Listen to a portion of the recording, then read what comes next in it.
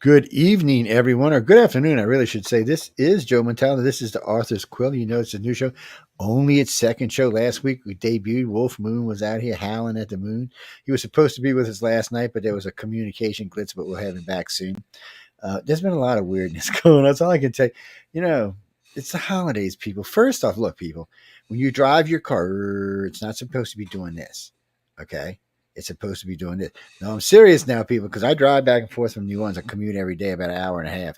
And I've been watching. And these people are drunk. A lot of this early in the morning, afternoons. No, no, no, no, no. They're doing this. And trying to watch the road, and the cars, there's like, little things on the side of the road that make noise.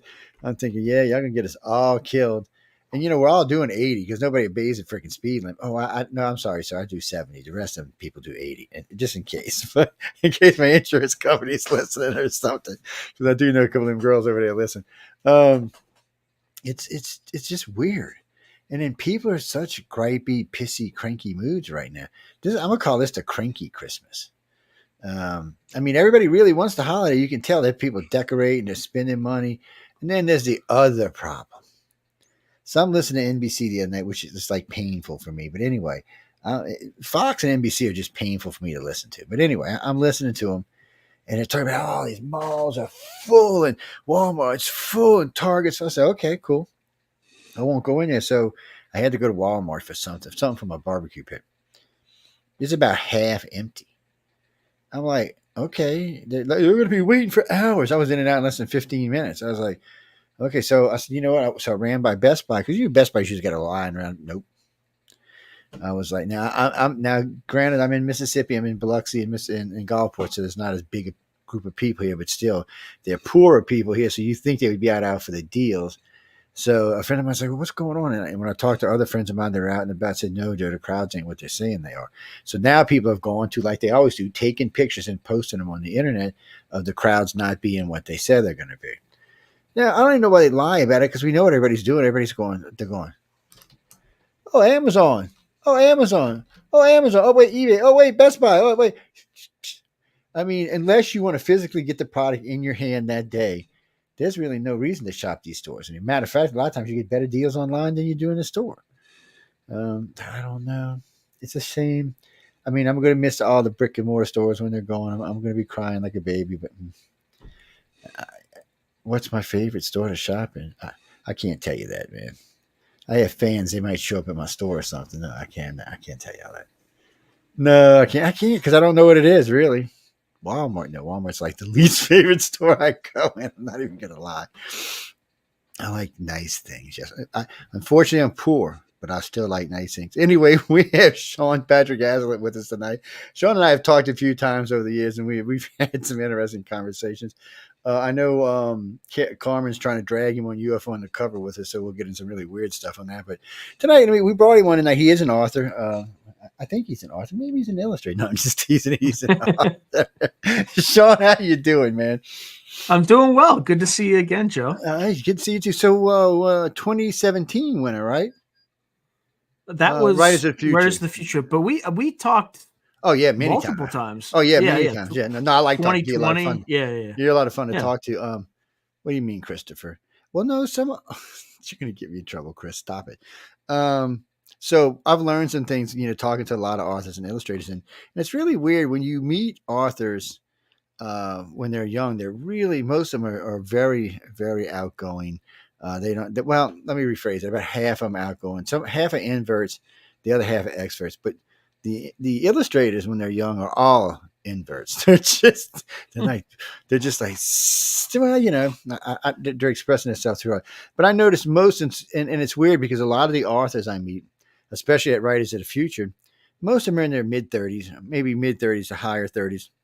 Mm-hmm. There's a few younger, there's a few older, but there seems to be that group in there that are in their 30s. Most of them have, already been through life or been living life, and now are authors. And even if they've been working at the author business the whole time, it's still, they've also had other things that they had to be doing, jobs, careers, military. What do you mean, Christopher? Yeah, people in military, right? What are you talking about? I'm just going to let that slide. That was just ignorant. No, really, people. It doesn't matter what you are in life. if you have the talent or you have the will, in my case, it'll be will. In his case, it's talent. You can write. Get out there and write. I tell people all the time, go to Writers of the Future, take the course. It'll help you out.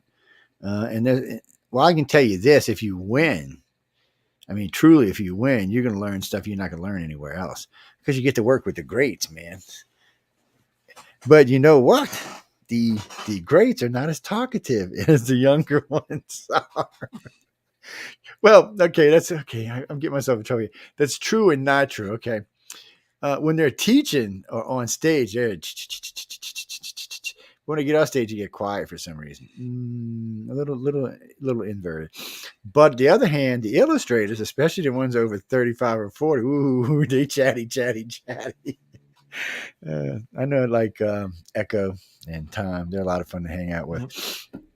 And y'all, the only way you can tell y'all is if y'all actually meet the people. No, they're a lot of fun to hang out with. But anyway, Sean, what you been up to? Where you been hiding out at? You been writing? Just chilling? Oh man, I've been doing all kinds of crazy stuff. So I have my third anthology coming out. It's called Weird World War China. 3. Oh, China. Oh, because we talked about 3 last time. That's right. Yeah. Which is so when Weird World War 3 came out, it's an anthology about 20 stories about what would it be like if the U.S. got into war with Russia, kind of with some weird, and that came out in 2020, and then as you know, Putin invaded Ukraine, and now Ukraine's invading Russia. I'm sorry, that was bad on my part. Bad, Joe. You know you like Putin. Behave. Don't get in trouble. Yeah, I mean, I would. It's a little disturbing that kind of presaged the invasion of Ukraine and basically proxy war between the U.S. and Russia. Well, now I got one about China coming out. So that'll be out January 2nd. You can pre-order it now on Amazon. But it is about what if the United States got into a war, kind of World War III with China, and what would happen. And, it was a bunch of different short stories. And I definitely hope folks check it out because that could be the next shoe to drop. First, we got Russia and Ukraine. Then we got Israel and Gaza. And now, what do you mean, Jimmy? No, that's what he's telling me. No, it's not out yet. So he's got the other one out. Weird War 3. Damn, it's tongue tied. It's out, and you can get it. And we talked about it the last one. He's just telling you that's the one about Russia. This one's going to be about China. Well, yes, China's communist, red China. We can't help they're communists. We didn't make them that way. Well, I guess you could say we did make it. It might have been a reaction test. Who knows? But anyway, go pre-order it now. That way when it comes out. No, he can't tell you about the whole book. Then you're not going to want to read it. I mean, what? I can see this is going to be an ornery crowd. Shouldn't y'all be out Christmas shopping or something? It's Saturday, a couple of weeks before Christmas. Shouldn't y'all be out Christmas? Oh, that's right. We're giving away lightsabers. Oh, that's right. Mm-hmm. Yes, we gave away a Kylo Ren lightsaber. It was $1,199 last night. Yes, the gentleman donated to the beautiful lightsaber, right? Yay tall. All the sound effects and little side blades come out. Got the top blades. Mm-hmm. Oh yeah, it's no, we're giving away tonight. We're giving away actually not Luke Skywalker, Obi-Wan Kenobi's lightsaber. That's what we're giving away tonight. Mm-hmm. Later in the show, not right now. Not right now. Second hour, people. Yeah, about mid-second hour. Somewhere we'll take a break and we'll come back and we'll do we'll give away a lightsaber. The Obi-Wans I think are around $600 or $700. Yeah, if you buy it. They're expensive. I don't know why they're so expensive, but they're expensive. I think on the ones where the hilts are designed like the ones from the movies, they probably have to pay copyright on that. That's probably why they cost more expensive. Because ones like these, let me show you right quick. See, ones like these, there you go. See, these I think are about. This was a present, but from the owner. But I think he said this one was like $100 or $150, and it don't have no sound effects. I wish it did. I gotta do my own sound. Let me kill you anyway. But these I think are a little bit cheaper, and we are going to give away a couple of those later in the year. All of them going to have sound effects. So this he just gave me because it was there and I was bugging. I like the hilt on it. Also, too, if you can tell, let me show y'all. That's a fighting blade. So if you want to join the contest and go fight with your other lightsaber owners, you can. So I'm gonna tell you, when they come, he's actually gonna send you an email. They come with a glass blade. That's how they're made. The glass blades are not made for banging on anything. Okay, nothing. Trust me, if I'd had a glass blade, it would have already been broke like 9 times already, probably more than that. Shit, the first night I had it, my Chihuahua, she was in a hotel room when I got her, and I turned it on. She flipped out, tried to eat it, knocked it over 3, 4 times. She said, "Dad, it does not belong here, whatever the hell this thing is." So I'm just telling you. So, I mean, if you're going to put it up on a wall and hang it somewhere, you want the glass blade, that's fine. But I would recommend getting a fighting blade is what I would do. See, Sean would need a fighting blade because he's probably like me. I ambush my stepdaughter when she coming out of the room and stuff. It got so bad she went and bought one of her own. Friends will come up, "Hey, what are you doing?" "I'm going to kill you. I am not your father." Anyway, they're fun. That's what they're for. No, they're for having fun. You don't have to stick them on the wall unless you want to. It's not like my sword collection I have. Yeah, it's not like that. It's not in this room. It's in another room. It's actually in the hallways. Mm-hmm. Well, because I don't know. It's where the wife wanted it. You know how that shit goes, man. I ain't arguing with her about it. No, it's just it was too much for this one. There's already too much stuff in this. So anyway, getting back to the idea, I'll stop being distracted tonight. We're trying to speak here. I'm gonna send Sean. Sean's married to a voodoo priestess. Y'all better watch it out. And she will take one of them dolls and y'all, I don't know. It's worse than alien probing out here. I'm just saying, people. It's worse. Sean's like, "Don't get me in trouble." He said, "I'm taking the fifth on this one." Yeah, it creates quite the picture. Quite the picture Lord. In your head. Yes, people. No, actually, Sean is a lot of fun. I mean, he's it's hard to explain when you meet different authors and different illustrators. Some are very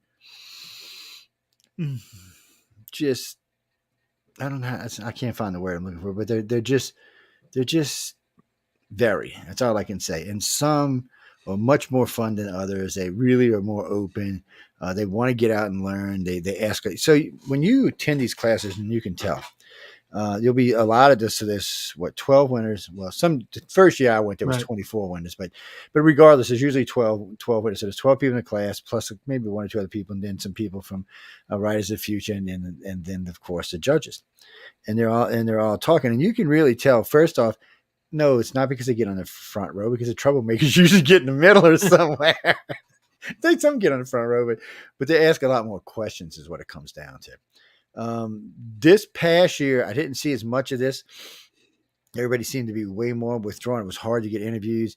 Everybody was scared to talk. I never, this particular, plus it was a busy group. They had them no breaks. It was back to back flipping, 6:30 to 5, because they had too many judges is what it was. So it makes it hard. I mean, I told John, if you're going to do it again this year, I'll just stay at home, because really, I'm not getting that many interviews. It's we've actually, I got Carmen actually booking interviews in advance, so it's not as big a pain in the ass when I get there. No, I got to Writers and Futures every year, guys, and go meet everybody and say, I want to meet the people who are going to be the billionaires in the future from writing movies. No, we're not talking about Disney tonight. No, because Disney is no, we're not. We'll say that for the news, okay? Because Disney is Disney. I don't know how to explain it. They're not the company I grew up with. It's not that they're horrible or misleading. I mean, they do some stuff that's questionable, but it's just the overall quality of the movies. Even though the graphics are great, the actors are well paid. It just, I don't know. It just doesn't feel like those movies before. The ones that came before. Maybe it's just me, but I've talked to a lot of people. It doesn't seem to be an age thing. It just seems to be that most people don't seem to feel that. I think Disney's taking too many venues on. I mean, shit, they bought out everybody. I mean, if they could get their hands on Star Trek, they would. Let's just be honest about it. I mean, they own Star Wars. How many shoot offs of Star Wars? That's what you should do, Sean. See, from your books, you should have them little offshoots like Star Wars does. Oh, well, first they got to take off, right? First, you got to get a lot of people buying it. Well, that's true. That's true. But you get a franchise, and you start getting success in that franchise. You never let it go. What do you and mean? you just build Jimmy it up. Jimmy says you just like to see shit blown up. That's why you write about wars. This is Jimmy. Okay, first off, you might be right, but that was rude, man. I mean, look, he's not wrong. I used to be a tanker, right? I used to Yeah, there be, you go. yeah, I used to be an armor officer. So Oh, yeah, that it was should be a fun fun while it job. was fun while it lasted. Yeah, it was a That had fun to be a job. fun job. I know when I used to get on a flight deck on a Nimitz, I was like, yeah. I remember my commander tells me, he said, you liked it. You're way too enthusiastic for this job, Joe. He said, most people come out here, they're worried about dying or getting killed. He said, you're like, no, because I said, you know why? He said, why? I said, never one time thought I'm going to die out here. He's like, why? I said, because it's not, I'm just telling you, it's not the place I'm going to go. It'll be somewhere else besides. I loved it. It was great, man. I mean, I had the whole flight deck. I was in charge of the whole flight deck, including pilots.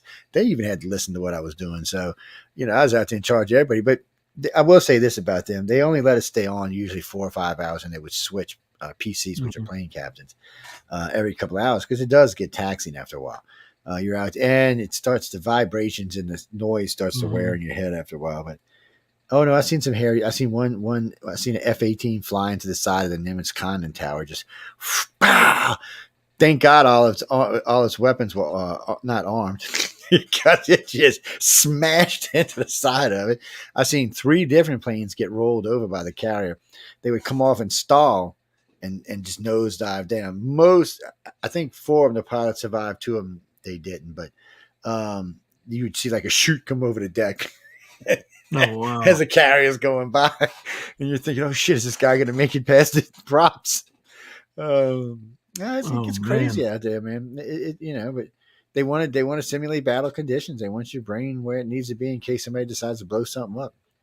I know when them stupid Iranian jets flew over the Nimitz that time, it was like, really, you cannot be that stupid, right?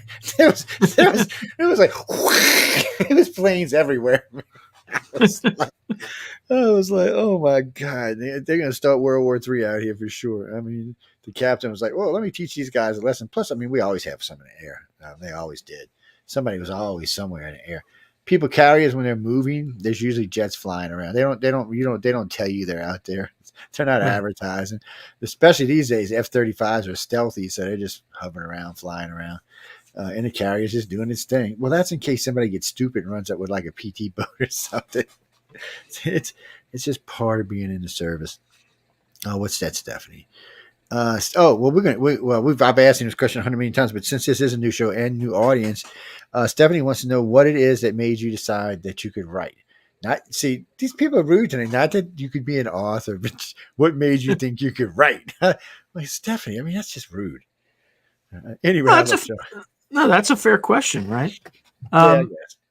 if you have stories to tell, if you have, something, a unique perspective you have that other people might not. And sometimes it's just bottled up. You got to get it out. And one way to get it out is on paper. And then you just do that over and over and over again, rinse and repeat, and you get better at it. And that's kind of one of the, I think, things that the Writers of the Future contest does really well is for people who are complete unknowns.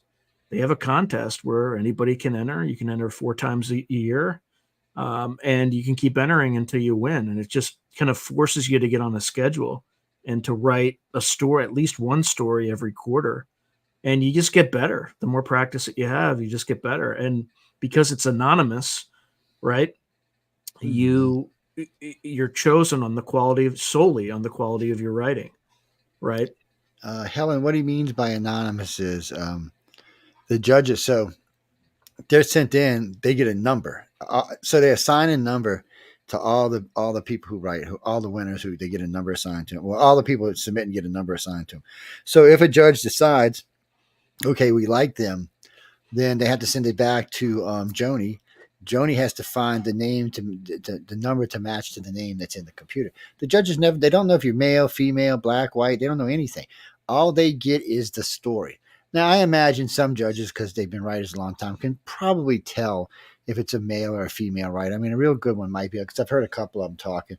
Oh, I knew it was a guy because of certain things they did, and no, believe it or not, women write blow them up shit too, my friend. Just so you know. Oh, I've read some of these stories. Now you got to remember some writers. If you can't, there's no blood and guts. There's no heavy sex of any kind. Oh, there's some panting here and there, but there's nothing. Just remember, just think PG-13. That's what you got to think. Well, so I find all the stories non-offensive, but yet very entertaining. Figure that one out. Okay, when I grew up, okay. I think the story that I had that won probably got as close to the edge as you could get, but it was, it was very like clean writing, no profanity, nothing like that. Yeah, but it was a dark story. I noticed they'll let you go kind of dark. I mean, some of the other stories I've written, I've written. Sorry, I've written. Damn, what is with my English tonight? I have read the 10 books behind me in this collection right here, guys, which I can see in the collector's set. And I read another 10 before. I think I'm on like book 26, book 25, something like that. And again, the stories are entertaining. Some of them can be dark. Not dark like, some of the stuff you see on television these days. But what amazes me is I can enjoy the stories as much as I do. Not have to see stuff getting blown up, not to have to hear about sex and blood and guts. And fortunately for me, I grew up with some of this kind of stuff when I was a kid. A lot of television when I was growing up was, they were real strict back then. No, I was not Beaver Cleaver. That's before my time, butthead. I know I'm old, but damn, I'm not that old. Not that I didn't see Beaver Cleaver on TV from time to time or the Martian guy or any of the rest of them because they did come out in reruns. What, Jack Eagles? How old the hell do you think I am? I mean, am I looking at bad tonight? Because I'm not wearing a tie. Is that what the problem is? Man, you best go home with yourself. You fixing to get evicted out of the messenger box. I'm telling you what. By the way, guys and girls, if you would like Sean to see what you're typing, just pop into. We are in 5 Facebook pages tonight, 2 YouTube pages, and of course, if you're on Roku television to watch this. And by the way, next week we will be on Prime Television, so you will be able to look on your Prime thing and say, "Oh my God, there's Joe! Oh, there's Sean! Look, he's on Prime." No, I'm serious. We're going to be on Prime. Yeah. Well, we're on Roku. Roku's actually on Prime. Or Prime's on Roku. I should have got that backwards. Yeah, Roku is like they're a channel, but they're also I forgot what you call them, but they hold all the other channels. Hulu's there, and all of them are there. Yeah, so no, we're going to be in both eventually. I told you eventually we'll be in Apple TV and we'll be on Samsung television, and then we'll be in web television. We sexy. You see the two of us? We sexy, guys. If we were walking down the street and we'd be going, God damn, look at these two. Holy moly. I'll tell y'all what. I'm going to tell y'all a little secret. I took out Chris. Me and Chris, he's the Australian guy, Mr. Blue Eyes. And we brought 2 people from the UK and somebody else from America. And we went drinking in Los Angeles. And I didn't pay for one drink. And there was, okay, anyway, there's just a lot of presents being given to us. First off, people were like, "You're from New Orleans? Oh my God!" So I was getting all kind of freebies. I told him he was from Australia. Then I told him the other 2 from the UK. It was like, oh man, because everybody had an accent, everybody was talking. They were setting stuff on the table. I can't even tell y'all what. Most of that stuff I don't do because I'm old, but still, it was crazy. What do you mean dates? Yeah, but I can't do that. Shame on you. Elizabeth. Sean can do that. I can't do that. No, I'm a married man. Like I'm putting him on. No, I have 2 wives. Yes. And a mistress. Mm-hmm. You can never have too many. No, I'm just kidding before anybody starts. I was just teasing. Oh, Lord. Sometimes I should not come on the radio. I can tell. Anyway, so what is it? So, I mean, I know you've been watching the geopolitical environment because there's so much crap going on our planet for the last couple of years. So, I mean, the Russia thing did pretty good. So what was it? You just decide, okay, well, Russia's over here. We're going to go check out China now. Because really, I mean, it's hard to say if Russia's number 2 or if China's number 2 right now. I mean, after the ass whooping that they're getting from the Ukraine, I feel that Russia is more smoke and mirrors than they are actually got teeth. And don't get me wrong, Russia, I know that y'all have troops all up and down the border, all across the NATO countries, but still, you're letting an actor kick your what. I'm losing respect, man. I'm just saying, I was all for Mr. Putin. I had on his horse shirtless and stuff. And then all of a sudden, and he's also friended up to Kim Jong-un. That also puts him on my bad side. But anyway, so what was it? I mean, so you said, okay, I'm just going to write this, or was it the next logical conclusion to what? It's just the next logical conclusion, right? I mean, if Xi were going to go and take Taiwan, next year would be the year. Ooh, We got inflation going on here. We got, 2 wars that we're supplying weapons for. Yes, and you're right, because this would really right now would be the time, because what's his name's not really that strong, and the other guy who's going to probably be president, but from prison. Never had a president from prison before, but hey, what do you mean, Bobby? You want me to tell you what's going to happen? He's going to win the election because right now he's 8 points ahead of Biden in almost every poll. He's 60 points ahead of DeSantis. Nobody's even in his round. Plus, Kennedy's going to run as an independent, which is going to pull at least 17% of the vote from Biden. No Democrats winning this election. So Trump's going to be in prison. He's going to win the presidency. He's going to pardon himself and move to the White House. Yes, he most certainly can, actually. Yes, he can pardon himself. I know it's not, he shouldn't do it, but actually, I think what's really going to happen is he's going to win and lose some of these. They're going to go to appeal, and they'll be at appeal when the election happens. As long as nothing crazy happens, he'll probably win. It'll be 4 years by the time the statute of limitations will be up in the rest of these cases, and that'll be the end of that. It's kind of like the Hunter Biden, Joe Biden thing. It's just, what can you do? That's your next book needs to be about. But wait till they get out of office, because I want that to happen to you, man. So wait. Well, I mean, I don't want things still happen to people, after the Clintons, right? Like, ask Mr. Epstein. Jesus. Oh, the Clinton murder clan, man. Denise, he's being serious, because there are 100. They argue about this 122 to 144 murders that are accredited to Hillary Clinton, not to Bill, to Hillary. And everybody's like, no. Oh, yeah. And there's a lot of circumstantial evidence, like with the Sean guy. What was his name? Damn, he's famous too. Anyway, he was working for Bernie Sanders, helping Bernie. And Bernie Sanders is making progress. So Hillary offered him a job. He turned him down and said, no, I want to stay with Bernie. He was found 3 days later, dead, laying on a sidewalk, face down, wallet, jewelry, everything still on him, shot in the back of the head with no blood around where he was, which means he was killed somewhere and dumped at that spot. So I'm not, maybe we're hearing, but who would do that? It's assassination style. This guy was just a guy who worked for Bernie Sanders. Seth, I can't remember his last name, but it's Seth somebody. And he was known because he worked for Bernie. And sure enough, there was, in other words, there was no logical reason for anybody to have killed this guy. He was not offensive. He wasn't out hurting anybody other than, he helping Bernie catch up to Hillary. That was it. And nobody took anything off of And nobody took anything. And he had a good bit of money and credit cards on. From my understanding, he had some really nice jewelry on him too. So, and the fact that there was no blood speaks volumes. I don't know, but there was way more than that. Of course, when there was, what was it? Not Flowergate. What was it called? Pizzagate, or not Pizzagate. Anyway, it was one of them gates, and there was like 7 people died, and then they had her on something from Arkansas. They had her, and the 2 people who were going to testify, one died of a heart attack the night before testifying. One had a heart attack the day going into court to testify. And neither one had previous heart problems, by the way. See, Sean could write about that, but then Sean might disappear. Yeah, I wouldn't touch that. I wouldn't touch any of that. No way. That's just dangerous stuff, people.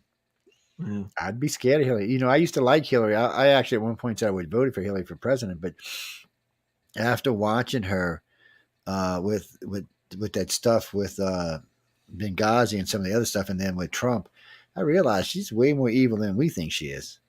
Why do you think Bill never says anything?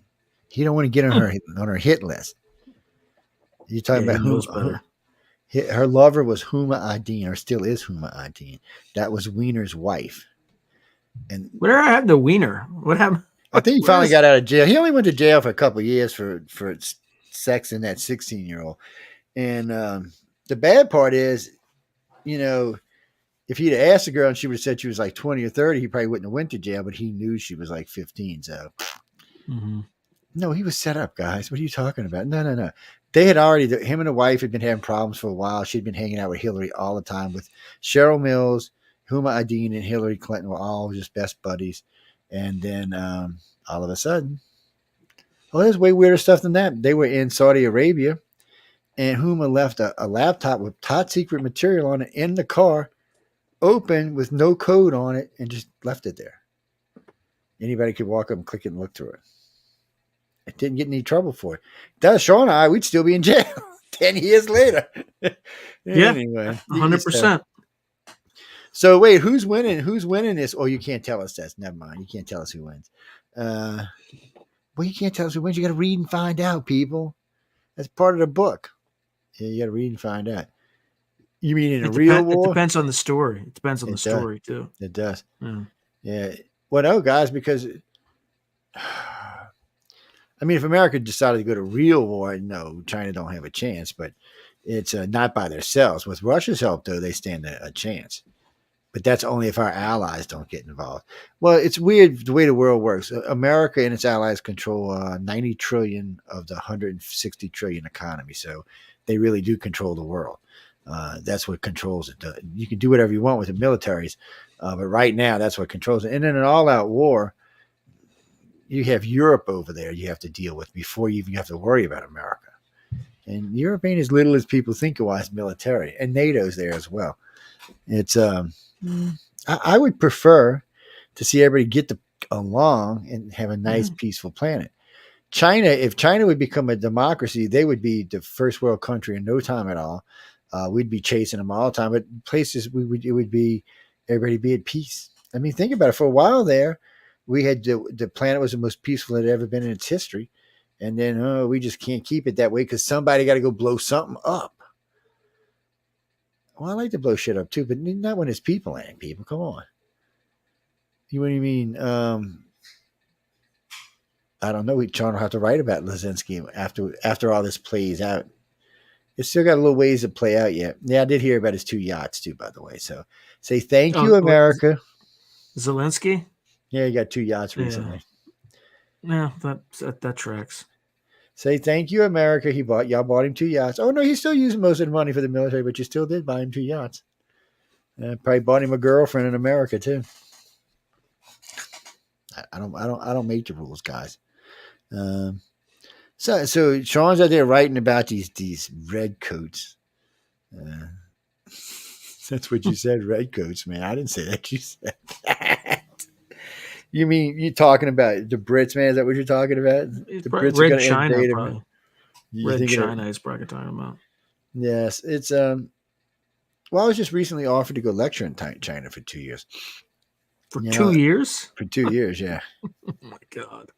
Well, because they did this tour. It starts and ends in Beijing. So you spend it's basically you spend a week to 2 weeks, depending on the side of the city, and you do 2 lectures a week. And then every 4 weeks, they give you off 2 weeks to go visit. They'll even give you a tour guide at your disposal so you don't get yourself in trouble. And it's a $250,000 a year each year.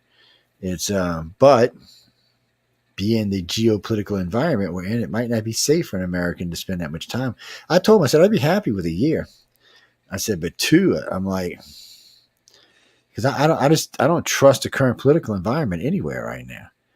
And once if Trump gets back in, things are going to change fast because Trump's not scared of Xi Jinping and he's not scared of Putin and he's not. You see when he told Kim Jong-un, you better calm down or you're going to die. And Kim Jong-un didn't come out for 3 years. His sister attended everything.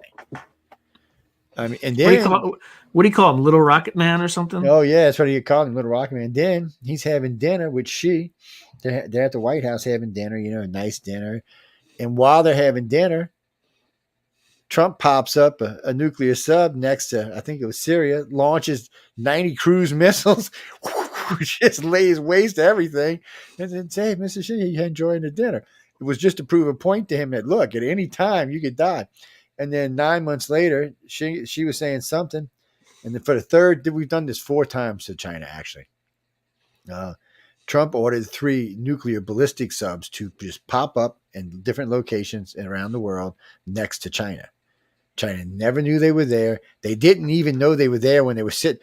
2 of them were within 75 miles of China's coast. They never knew they were there until America released it. China was gone basically. They were wiped out off the planet. Those subs carry enough nuclear with multiple warheads to easily lay waste to China. So, and then it was worse than that. 7 months after that, we rolled up an Agus cruiser next to their aircraft carrier and parked alongside it. And they didn't know it was us. They thought it was one of their own.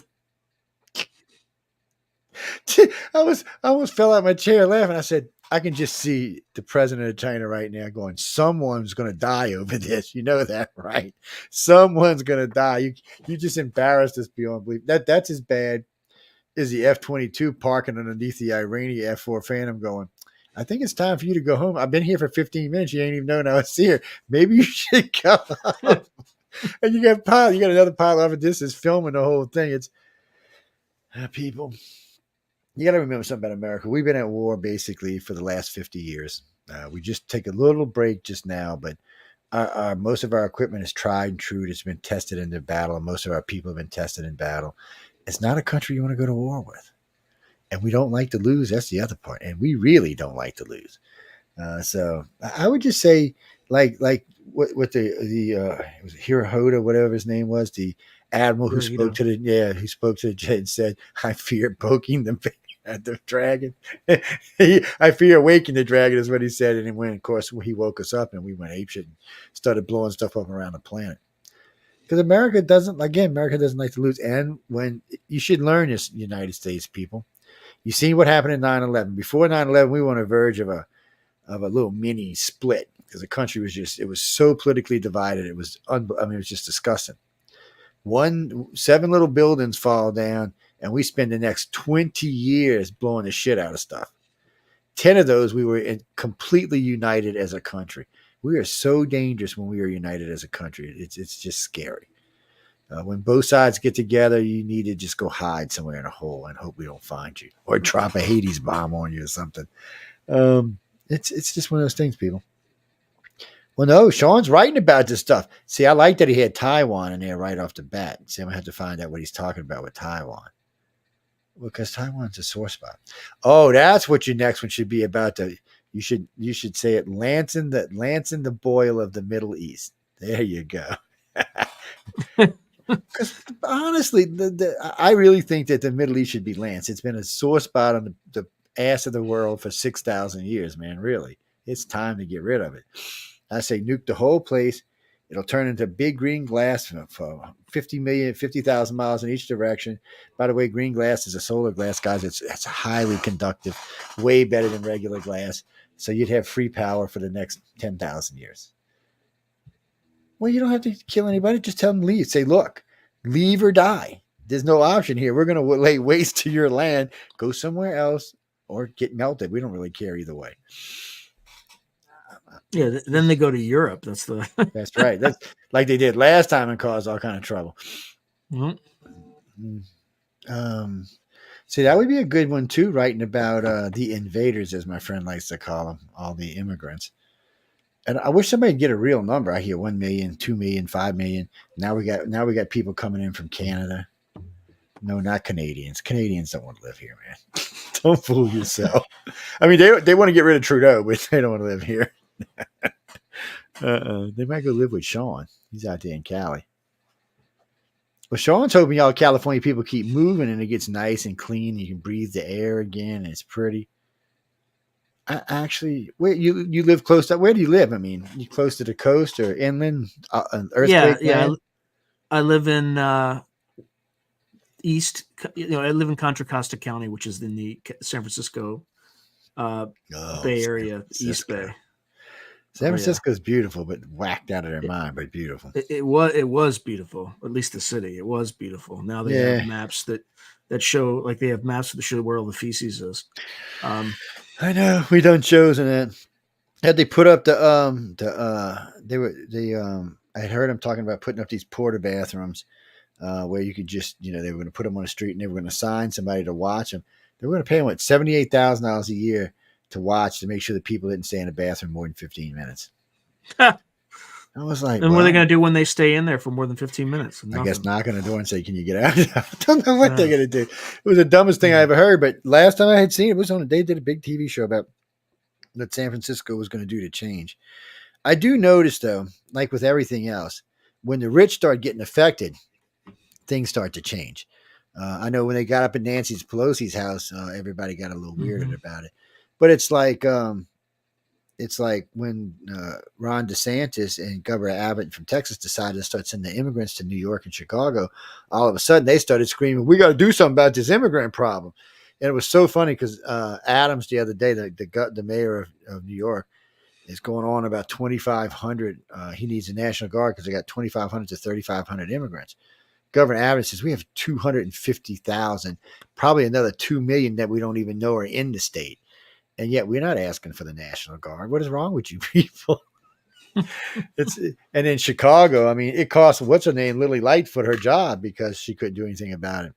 Of course, that racist chick needed to go anyway, but we could write a book about her. What not to do as a mayor? How to get fired? No, what not to do? Yeah, she looked like Beetlejuice, right? She did. She was freaky. And no, she was the one. Jimmy, she's the one who said that she would only be interviewed by black women. It wasn't just black people; it was just black women. Yes, I think she was a lesbian. Actually, I don't know 100%. You'd have to go look for yourself. You want to do the army? You're such an idiot. Nobody's writing a book about lesbians first the world. What the hell, man? I'm sorry, guys. That just caught me off guard when I seen that dumb stuff. Oh Lord. Y'all have not had your breakfast or dinner or something today. It's no, he just told you he was married, Elizabeth. Yes. I bet his wife would kick your butt and you start messing with him. Mm-hmm. He looks like you better straighten up, boy.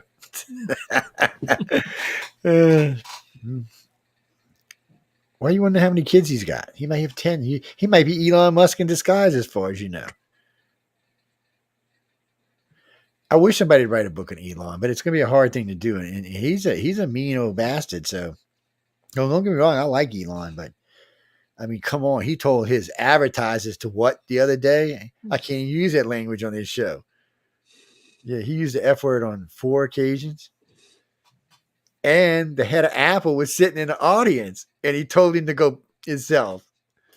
Oh man, I was like, he's got. Oh no, it's Disney. Oh, it was Disney. That's right. Yeah, it was Disney. That's right. To go F himself. Yeah. Yeah, that's what it was. It was Disney. Oh man. Bob Iger. Yep. Bob Iger. Yep. And it's funny. They brought Bob Iger in to get rid of the crazy chick they had before because one son was a trans and the other son. Anyway, she was trying to replace all the people at Disney World with gay people, trans people and stuff. And of course, I guess the regular attendees were like, "What are you doing? No, it's not what we want to see for our kids. What the hell's going on here?" And then they brought Bob Iger in because after that, everybody quit messing with Disney. They started tanking. And he's trying, but Disney has to let go of the political correctness if they want to survive as a company, like the NFL learned with I ain't gonna call him scumbag. Kaepernick was just the man made a lot of money over that. I mean, come on, how much money did Nike give him? But it cost. That's the funny part. Nike gave him a bunch of money, and Nike lost quite a bit of money because of him. Yeah, Nike. And then I love these companies. They're like, "Oh no, he did well for us." Yeah, but yeah, when you see the stats come out, you're like, "Oh, well, not so well, did he?" No, I don't know what he thought. And I'm gonna tell you, like I told everybody else, I didn't care what you do, what kind of advocacy you get in. Even if you're an NFL player, if you want to go out and protest and do that, do it. Don't do it on the field. I'm not paying money to watch it. If I wanted to watch politics, I would go turn on NBC or ABC or CBS or Fox or One World News or somebody or my own self. But I don't want to see that. That's for me to relax. Football is relaxing to me. Matter of fact, any of these. I mean, come on. Even Doctor Who was getting a little stupidly with their kind of politically correct. What do you mean the new Doctor? David Tennant's the new Doctor. Yes, he is. He came back as the 14th time, only for 3 episodes. Yes, there's a black gentleman. I can't remember his name, but he's coming in afterwards. When I originally seen him, I looked him up. He looked like a pretty solid actor. As far as Wade goes, you mean the young lady who She wasn't the problem. The writers were the problem. They just wrote poor stuff for her. Because when she did get a good episode, when she wrote a good episode, she did a good job. But they started off at Rosa Parks. That was just such a bad. And wait, how many times did they go America? Americans don't want to see Doctor Who in America. We really don't. We don't really care. You're Brit. We want to see you over there causing trouble. Stay out of our country. It's just a thing, people. I'm not explaining. No, we're going to bring Sean on Wednesday because we're going to talk about aliens. Maybe we can write an alien book. What do you mean? Who's the most famous writer of writers of the future? I don't know. You got Scott, who did Ender's Game. What's his name? Who did Dune? There's quite a few other big books. Tim Powers, who is Caribbean. There's some big movies in there. So I don't know. I mean, think about Dune. Dune's a classic. It's been remade 3-4 times now. And the guy who is rewriting Dune is actually and the author or what's his son Frank Herbert is that? I'm getting them confused. Yeah, anyway. Frank Herbert is Dune. Yeah. And his son's actually involved too. No, and there's actually bigger than ones in that. And then some of the artists there are really big. They make a lot of money. Mm-hmm. That's why you should be nice to them. Yes, give me your money, baby. Donate to the cause. Sean said donate to the cause. I'm with Sean. Donate to the damn cause. No, there's a lot of fun people, and then you have like Tim McCaffrey, whose mom was pretty famous in her own right. Yeah, Anne McCaffrey. Yeah, Anne McCaffrey was pretty famous in her own right, and some other people, other judges who were associated with her, who wrote with her, like Joni Lanai and a few other people besides that. So, I mean, there's a lot of famous people, and then of course there's Wesley Dean Smith, who has more books than God. No, he's just like, he reminds me of somebody else I know, Nick Redfern, who writes like 9 to 5, just writes. Yeah, he's got a lot of books, and he owns his own publishing company. He does the whole thing. He does the whole thing from start to finish. When he writes a book, he handles the whole part of the book. And yes, and when Sean gets stinking filthy rich, he can do that. But why do that? Hire some people and do that. No, don't give away your profit. This question came in a little while ago and I forgot. And Daryl Lynn wrote this, and she wanted to know, because she's trying to get, she's going to end up self-publishing, she says, but she's trying to get a publisher. And she's had some people say that they would think about it, but they only want to give her, what was it? 5 cents on the dollar. And she wanted to know if that was normal, or if that was low, or it depends on whether, like, if it's an advance or if it's royalties or whatever. It depends on what the structure of the agreement is. If it's a short story, if it's like 5,000 word short story or something like that, I think right now professional rates are at about 8 cents a word. So 8 cents a word is what you should be aiming for a short story, not for a book. Anything less, 5 cents is okay, but it's semi-pro rate. So you got that? Well, no, he knows. I don't know. I am writing a book. I'm at 67,000 words at the moment. That is day 1, 2, 3, 4. I'm 4.5 days into this thing. This is an 11-day adventure I'm writing about. When it's all done, it's going to be 150, 160,000 words easy. Then I'm going to take some candy and put it in a box and send it to a friend of mine at Writers of the Future named Emily to have her look at it and read it. She'll cuss me.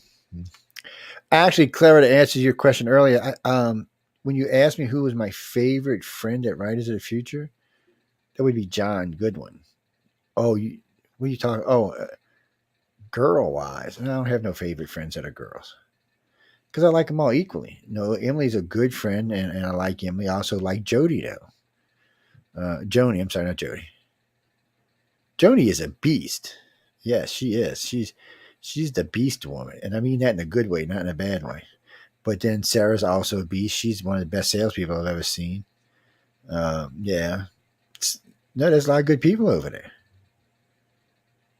Chelsea's really good. They all have their specialty, and they're all good at it. That's why I like them. They're all good at it. They're very professional. Frankly, I'm going to be honest with you. How they do put up with some of the shit they do is beyond me, because I'd be like, excuse me, what did you just say? Did I just not fly you from the other side of the freaking world? Leave me alone for a little while. No, really. It's why I can't. It's one of the reasons I don't teach. I've been asked a couple times when I teach things. I'm like, nope. I'm not that patient, people. That's why I do radio, because I can get fussy if I want to. Yeah, you know what? We might have to give Sean a show, put his ass on the air. Maybe we should let him host this one. Yeah.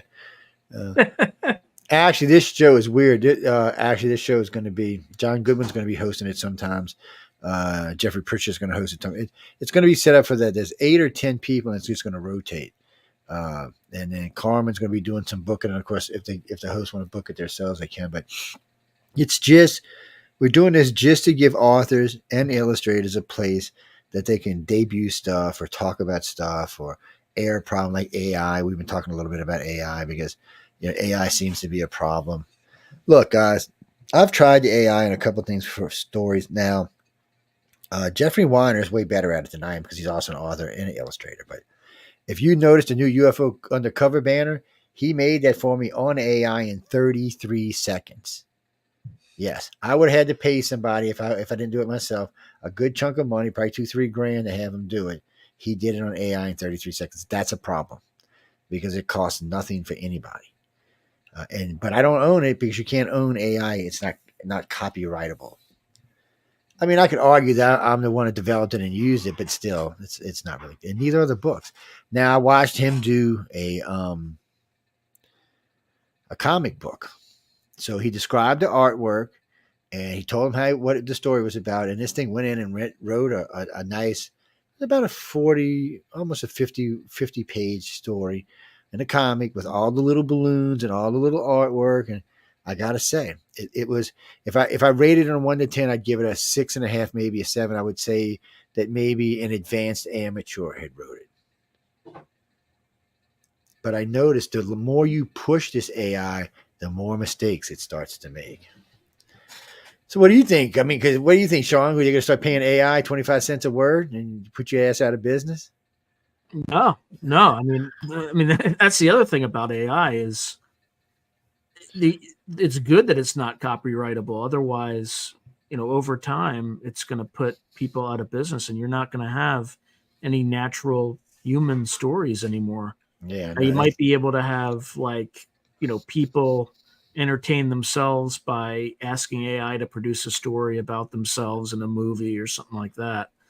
But I think we have to navigate this pretty carefully because pretty soon, I mean, you followed this whole Sam Altman thing, right? Yeah. Where if they start replacing lower level and mid level white collar jobs, you're going to have hundreds of millions of people who are suddenly unemployed, and that's a problem. That's a big problem. So yeah, I was talking with Wade from he works for there's a big company came down here a few years back, a gaming company actually, and they decided they came in and they started offering they were going to hire illustrators and authors 110,000 years to start unless you had a lot of experience, but that's the start, and they were looking for tons of them. And now I heard him the other day, his partner, whoever was speaking, he said, well, look, he said, we're going to do some cheating. He said, we're not going to lie. We're going to use AI for this and AI for that, but we're not letting anybody go. He said, because myself and my boss and our staff decided that AI needs to be supervised because it makes mistakes. Mm-hmm. And it's like the guy asked about he had him to make a dingo and a dog fighting a dingo and a kangaroo fight. The kangaroo ended up with 5 legs and 3 arms and an eye in the middle of its head. Okay, that's not a kangaroo that I've seen before. Well, man. You've seen the recent photos from the Israeli-Gaza conflict. You saw a picture of this poor child, right? It had 6 fingers, right? So it's clearly obvious AI stuff. There's also a case of a lawyer who used AI to research precedent case law, and AI just made up a case. So he went to court citing a case that didn't exist. And I don't know if the guy got disbarred, but I'm he sure he probably got a lot of deserves to trouble. be Yeah, disbarred. because you can't. Right now, AI can't be reliant. Well, people. So first thing. Oh, well, hello there, news on the flip side. First thing Google decides to do is ask AI, how do you save the world? And what does AI say? What was their exact answer? Kill all the humans. I'm not kidding y'all. That's what it said. Kill all the humans. And the reason why is if you want to save the earth, you got to get rid of us. So the question should have been, it's how do you save mankind and the world? How do you save the world? You got to watch what you ask AI. Remember, it's not human. It doesn't think like we do. So you got to be very pointed in the way you ask a question. Another instance, so they use AI for these drones. Well, they've been sending out drones they've been doing missions, simulated missions where they send out the AI. It has a controller or a handler, they call it, and it sends out the drone and it does its thing. Well, on 3 occasions, the drone came back, killed the handler because the handler would not let the drone carry out its job the way it needed to. So then it completed its job after it killed the handler. That's not what we want, people. Let's just be honest. There's a lot of messed up stuff going on here that we got. And now we're going to start attaching these to F-35s and F-22. So the Navy, in its infinite wisdom, decided to build jets. I mean, we're talking jets. They're almost the size of our regular jets. These are like F-35s with no cockpits, is basically what they are. And they can be flown. So they fly in tandem with the pilot. So the pilot has some control, but most of it is AI. And he can actually order those jets to go after whatever targets he tells it while he's engaged in another target. Do you understand what that means for a foreign air force? I mean, one pilot with his little drone setup can probably take on 2 flights of jets, especially since F-35 can kill you before you see it. It's yes, y'all didn't know that, did you? Yeah, right now our planes can kill you before you see it. And I'm talking about kill you before you even see it with radar. By the time you know it's there, you're dead. They're beastie aircraft, and we got a 6th gen coming out we got a 6th gen aircraft coming out that can go into space. So our new fighters, which look kind of badass, the images I've seen them, can actually leave the atmosphere and come back in the atmosphere. So just to put this in perspective, they come out the atmosphere, they just cruise along the top of the atmosphere, just say 30, 40, 100 miles, 500, and then they drop in. So when they drop in, they're doing Mach 20, Mach 30. There's no way you're going to shoot them down. Matter of fact, in order for them to they can't even use missiles because the missile would just hit the jet because it's going so fast. They can only use a dropped payload, and they have to be back on a swooped angle coming up. There's no way to shoot these things down. They're moving too fast. And then, of course, they can slow themselves back down to regular speed, or they can shoot themselves back into space, and you can't even catch them because no pilots can go into space but these. Nobody else on the planet has that kind of technology. It's like watching Elon Musk with 230 successful landings, and he's reusing the same ones. Yet, if you take China, Russia, the United States, India, Britain, and I forgot what other space France, none of them have done this even successfully one time. China just said, Xi Jinping just said the other day, they're looking at a decade to be where Elon Musk is right now. And he's already past where he was when Xi said this. He's catching, he lands them, but it's better than that. He catches them now. You know, the spaceship he's sending to Mars, it doesn't land, he catches it. I'm like, look at this bastard. Guys. And Microsoft said, thanks to Elon, your next phone won't be a phone. It'll be an implant in your head. I was like, nope. Yep, nope. That's when it stops. You're not implanting shit in my head. Sorry. Look, I remember when they offered us the chip. If you want to get chip. Now, you know, today, a lot of people, my dogs are chipped, so I can't say anything, but they offer to chip your kid at birth now.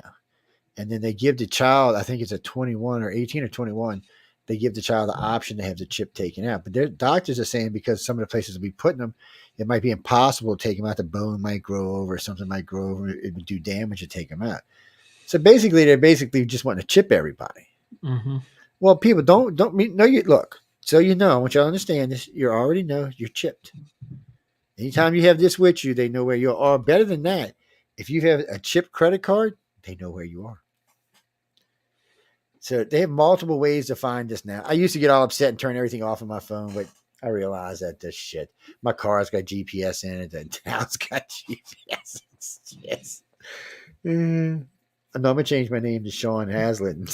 That way, when they'll be like, well, he kind of looks like him. We got to be careful, guys. I mean, they just caught Joe Biden and AT&T spying on like a third of the country. Yeah, the White House got busted for doing what? Listening to people's phone calls, reading their text messages. That's you can't do that without a warrant. No, you can't, people. That's private. Besides, half of the country's sexting. First off, half of these texts, do you really want to have to read them? I mean, really. I mean, some of the stuff that you know is being texted in there, and I'm not even talking about sexing. I'm just talking about just stupid stuff that's getting typed in there. No. The NSA's been collecting all this stuff for almost a decade. Yeah, and there's a guy named Tom Drake who was a whistleblower, and they tried to throw the book at him because there were two programs. There was one that didn't necessarily collect everything, and then there was one that collected everything. Mm-hmm. And the one that collected everything went out. They're still doing it.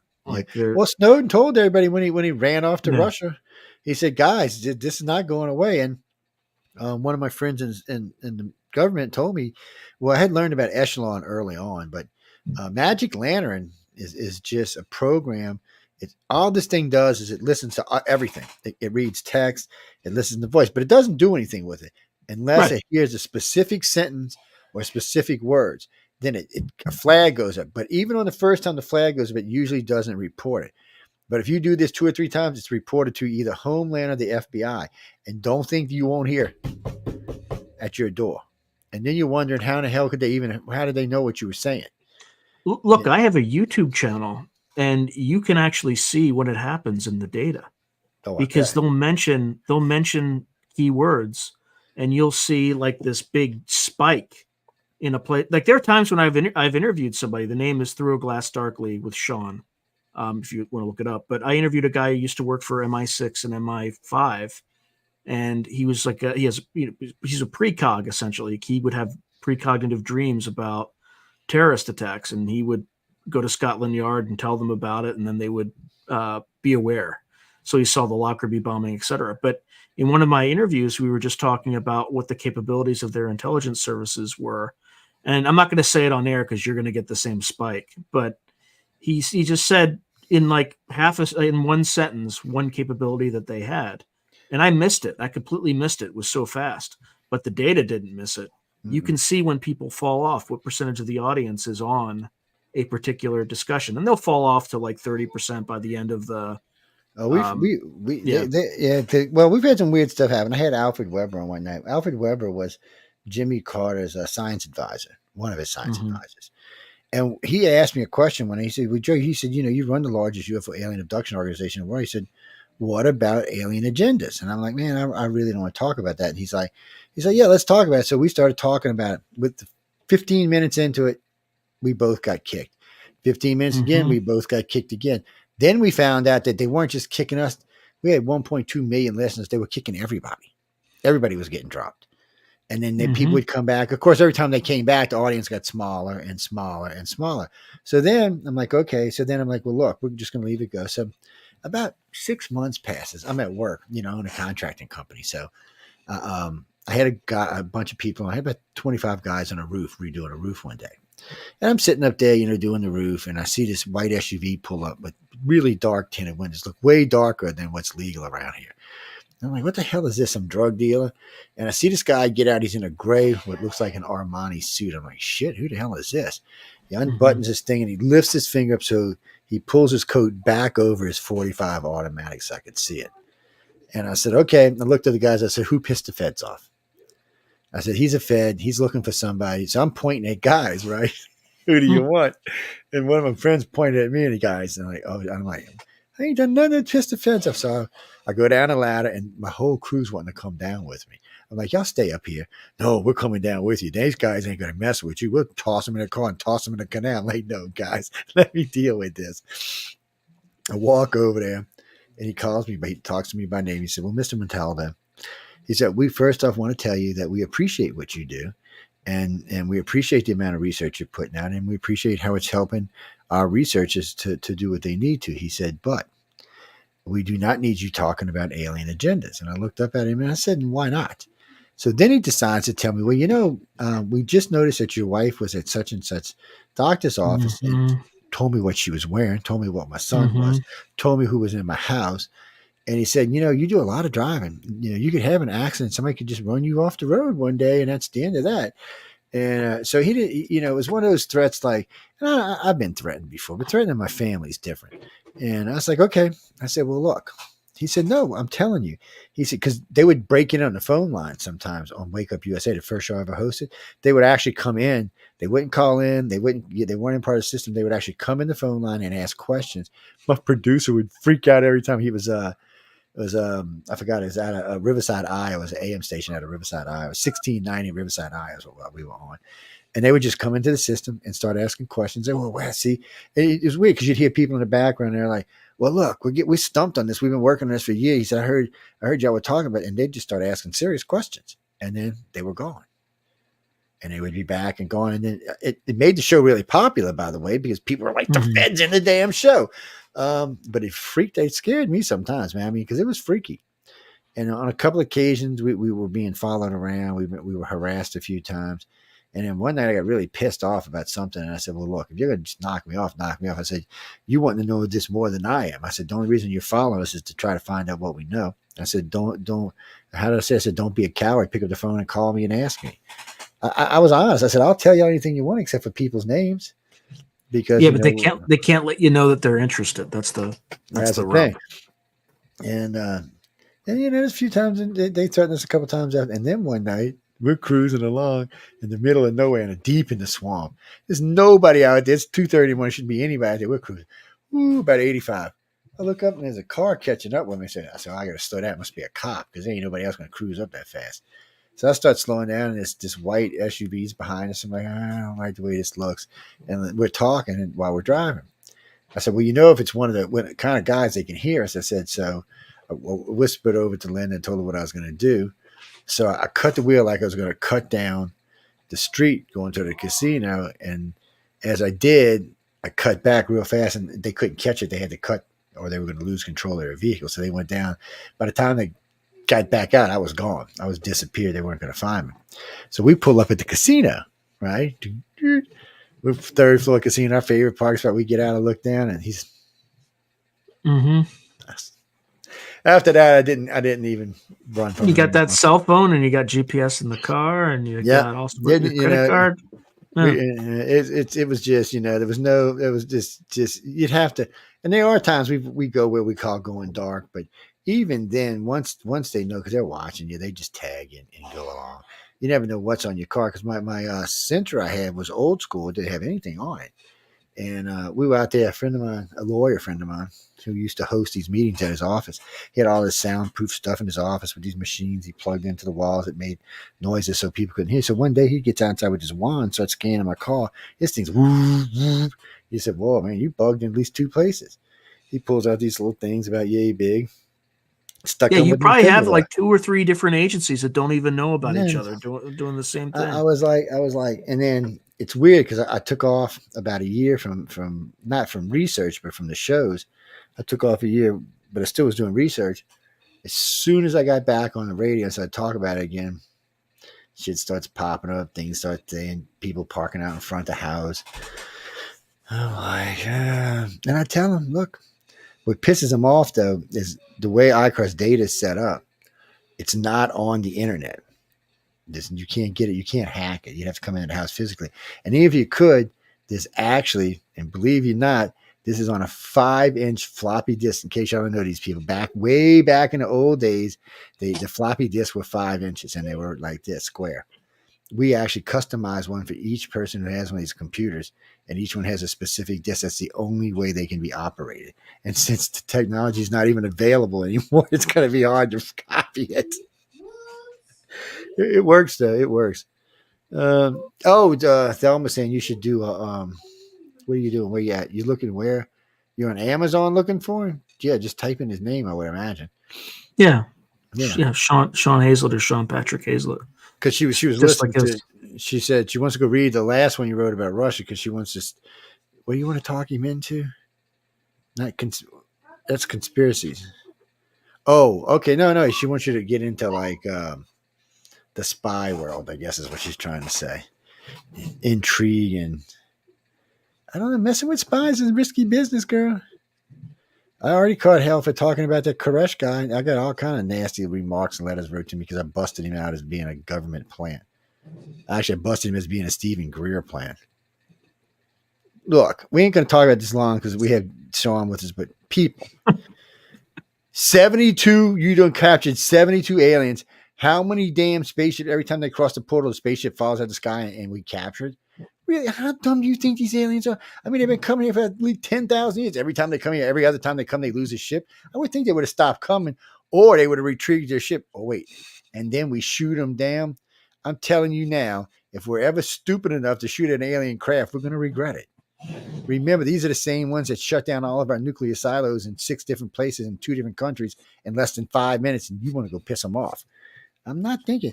And what got me about this, because the Koresh guy's going on and on about all this, and the pilots are all sitting next to him looking at him like, this guy is full of shit, man. So when they start talking to the pilots, they're going, well, could you shoot him? He said, no, we don't have nothing fast enough, no missiles, no bullets, nothing. He said a hypersonic missile couldn't catch these guys. So I sent him just to help to prove the point. I sent him a video of STS-48. Okay, STS-48 is a shuttle mission, ladies and gentlemen. So in this shuttle mission, you see this. What looks NASA said it was a piece of ice, and it was floating like this, minding its business. And the shuttle's moving this way, the ice is moving this way. So I don't know how it came off the shuttle because the shuttle was going the opposite direction than ice. But we ain't going to argue about it. So it's moving along. So it's just cruising along. It's moving. And all of a sudden, you look and there's a beam of light comes up from, and I'm serious because there's no doubt what it is. It's a serious beam of light, and it's going straight for whatever this little thing is, and it's moving along. And all of a sudden, this thing just turns and darts away. And I mean, it darts away at serious speed. So NASA tried to say, "Oh, we jetted. We had they fired one of the retros, and that's what caused it to do." So, in case y'all never watched shuttle missions, when they fire a retro, there's a flash. So you can see it when it fires. And there was no flash in this, so they didn't fire a retro. Plus, as it got further out, it changed course 2 more times. And they were too far from the shuttle. There's no doubt what it was. And it was some kind of craft.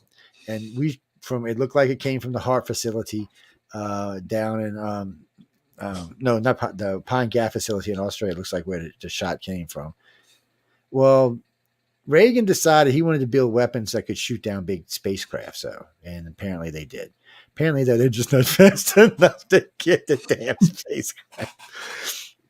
I don't know, but it's where there's several. By the way, there's several shuttle missions that are worth watching. And if you get really bored, there's several of the Apollo, Mercury, and Geminis you'd like to listen to. There's one of the very first missions you hear this guy saying, they had to bleep it because every other word was a curse word. Something came up and pulled alongside his little craft and was just cruising along with him. He was talking about it. It got out in the air a couple of times. And then NASA, then they started disguising things, calling them Santa Claus or reindeers or stuff like that. That was keywords. And then later, after something happened with one of the shuttle missions, NASA went to a 7-second delay. So if there was a problem, they could change it.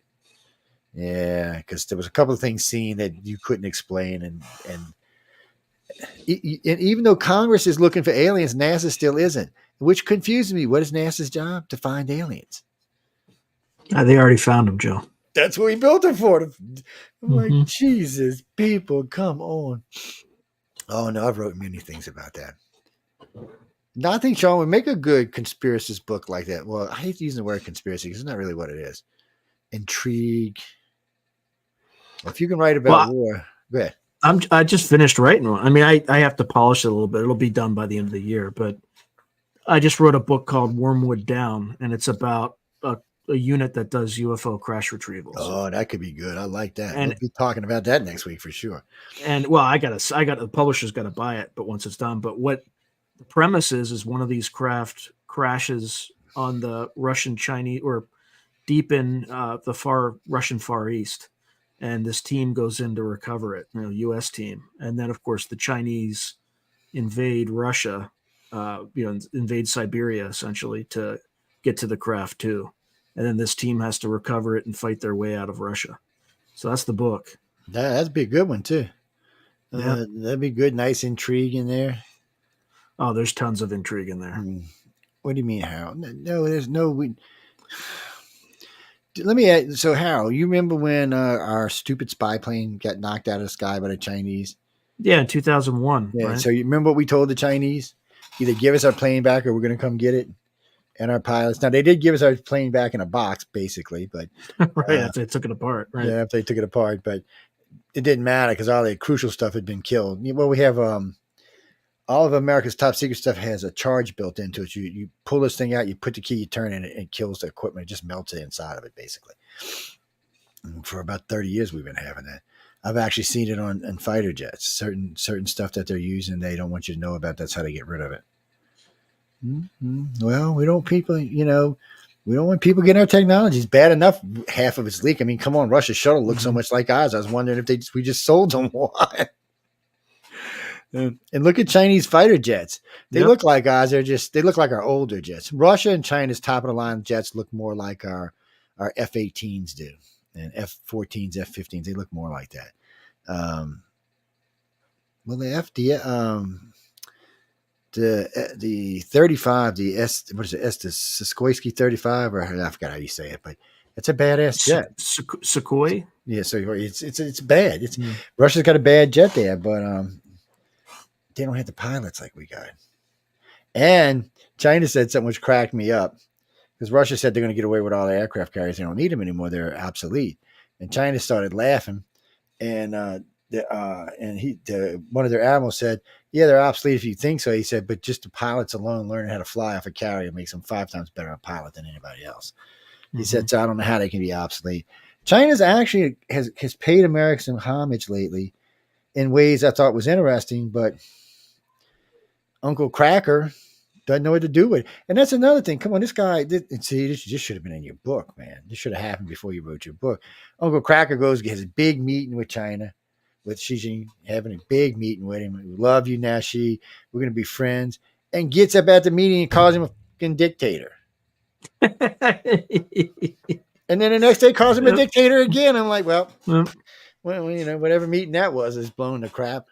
Well, he is a dictator, ladies and gentlemen. I'm not saying he's not, but I mean, when the man flies across the planet to try to ease the tensions between the two most powerful places on the planet, you don't go around calling him a dictator unless it's in private. Well, Gavin Newsom did clean San Francisco up for yeah, Xi, I heard that. Right? Yeah, I heard that. Yeah. I heard he cleaned it all up nice and pretty. He didn't want Xi to see how nasty it was, which tells you right there that they're completely functionally aware of what's going on, but they don't care unless it's somebody important. That's right. I don't know, people. Look, I haven't been to San Francisco in 20 years, but last time I was there, the place was beautiful. 20 years ago, people were friendly. Food was good. There was lots of entertainment, lots of things to do. What is that, Ronnie? No, I've driven Highway Run from right below San Diego up to, Jesus, way the hell up the coast. Way the hell up the coast. I'm talking hours up the coast. Yeah. Well, I think it runs almost the whole length of the state. Maybe not the whole length. It runs good 2/3 of the state. It just runs along the coast, meanders along through the mountain, down the thing, runs all over the damn place. Just like we have ones that run along the beaches down here, Highway 90. That's the same thing. They run across 5 states actually, but they just run along the coastal areas and through the sides of the cities. Yeah, that's what they're for. Yeah. Who? No, he just was telling you about the alien one just now, the one with the UFO. So Xi Jinping is an alien. I don't. That's a question for the news show. But as far as if she would actually invade Taiwan, it would really depend on a couple of things. One, the first most important thing it would depend on is who is president of this country. No, he wouldn't do it if Donald Trump was president, because Donald Trump would go over there and start a war. Because we've already pledged ourselves to defend Taiwan. We already have. The last 7 presidents have, but or last 6 presidents have. But the problem is, I don't know if Uncle Cracker would do it for real or not. He's Uncle Cracker. This guy, y'all don't even realize how racist this guy was when he was young. Oh yeah, man, he voted for all kinds. He was Jim Crow.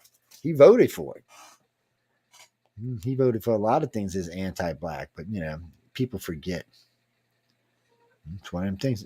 One of the nice things about the world is right now you can still find a lot of things. I mean, they try to scrub the internet every once in a while, but it's hard to do because people have backup copies now and just repost it again. So it is. Where you live in San Francisco? It's Contra Costa County, Yeah. East Bay. No, it's Arena. So you live on the opposite side he does. Okay. All right. Well, I don't know. I know jack about San Francisco people. I know the Golden Gate Bridge that's about the extent of what I know. Well, I know there's good food and nice people. Yeah. Well, I don't know. Ever since the humble Lord woman moved there, Nancy Pelosi. I'm not sure, but man, I wish I could write a book about Nancy Pelosi, but I want to live another 10 or 20 years. It's like writing one about Hillary. Yeah, there's been people who wrote books about Hillary, and for some reason or another, they either end up dead or the book ends up making Hillary look good at the very end. Like, oh, it wasn't her fault; it was all these other evil people out there in the world. That was yeah. That's y'all think we doing news tonight or something? Oh, I know why y'all are, because of banners in the background. That's why. All right, that makes sense now. Okay, I don't know how that banner. We'll have to change that out. I would be careful, Joe, about talking about Hillary because she might deprogram you. I ain't talking about Hillary. Yeah, I love Hillary. I worship the Hillary. I worship at the Hillary altar. Yes, I worship you, Hillary. I always wondered, like, if you had a good journalist that would have been interviewing her that day, then like the most obvious follow-up question would be, "You want to deprogram? What does that mean? Can you explain exactly how that would?" I know, yeah, because they were too like, chicken ass. That's what the problem was. Nobody was. Yeah, how would that work? Yeah, how would that work? Talk me through it. Talk me through how you would do that. Caroline, you talking about Benghazi, Caroline? Look, it doesn't matter. Hillary has gotten away with things that you and I can't get away with. Let me put it this way: just what happened with Trump and the election stuff, just falsifying data to change the outcome of election. That's 25 years. Did you see her getting any trouble? They stayed on Trump for 3 years over this.